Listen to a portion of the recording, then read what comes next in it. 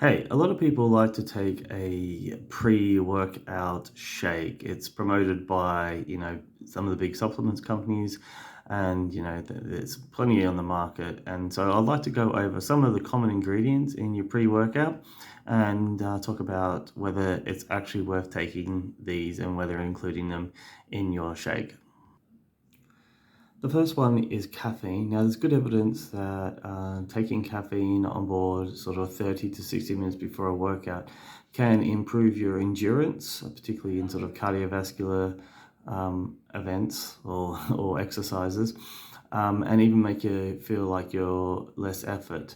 Now, however, the problem is that a lot of pre-workouts either don't have enough caffeine in it, or they've got way too much. So, for example, you get, I think it's 75 milligrams of caffeine in an espresso shot normally, but you get somewhere between, normally I think it's about, let me have a little look, I wrote this down, either 85 to 300 milligrams in your pre-workout. So um, though it may seem easier just to have an espresso shot, even with coffee, you're not quite sure how much you're getting depending on where it's come from and what type of coffee you're having and things like that. So maybe it is actually better to get it in your pre-workout. At least then you know how much caffeine you're actually taking on board. However, you might not be. You need to be careful if it's too high in caffeine. Then this can lead to stomach upset and other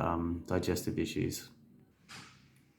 Another common ingredient in pre-workouts is beta-alanine. Now, the purpose of this ingredient is to buffer some of the pH in your muscles and essentially take some of that lactic acid burn out.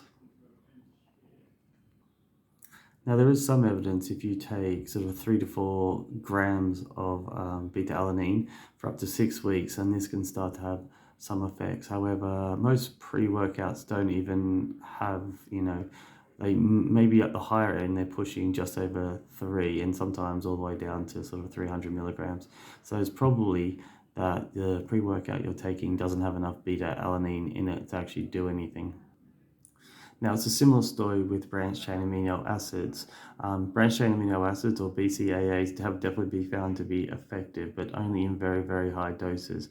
Branched chain amino acids are the amino acids, the protein building blocks that your body uses mainly for energy, but also to build muscle. So you might want to supplement with branched chain amino acids in high doses, but it's likely that the pre-workout shake that you're taking doesn't have enough in them. It's a similar story with creatine. Now, creatine supplementation has been found to improve anaerobic performance, so sprints and strength training, and make it feel easier to do your strength workout. But the recommendation is that you supplement with about 20 grams of creatine for 5 days, and then you have 3 to 5 grams per day to keep your levels up. Now, most pre-workouts, they have about sort of 1.5, to 3 grams of creatine in them. So unless you've done the preload with just normal creatine, then it's probably not going to be effective. It doesn't make it any more effective just having a little shot, so 3 grams before a workout. You need the preload. So unless you're already preloading creatine, you're not really going to get much benefit from the creatine found in your pre-workout. A similar thing happens with green tea. Green tea is often added to pre-workouts to help you burn extra fat, but probably not at a high enough level to actually have any effect on that particular workout or for the rest of the day. And finally, vitamin B. So vitamin B or vitamin Bs, different ones, are usually added to a pre-workout to give you energy, and they are associated with energy production, but only if you're deficient. So having a little vitamin B shot before a workout isn't going to really give you any more energy, particularly unless you're deficient. So there's some common ingredients that you find in pre-workouts.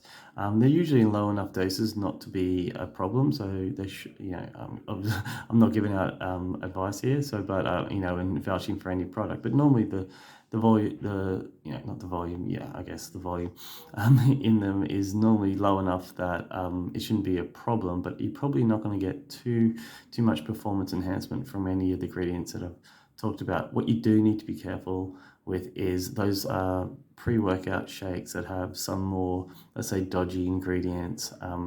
Not necessarily illegal, but some of them haven't necessarily been tested, and there's no evidence whether they're good for you, bad for you, or what. So be careful when doing that. So yeah, there's a bit of a summation on whether I think you should take a pre-workout or not. There are some good ingredients in there, but maybe not at the highest levels, and maybe you need to preload a bit, particularly with your creatine. Okay, cool. Catch you later.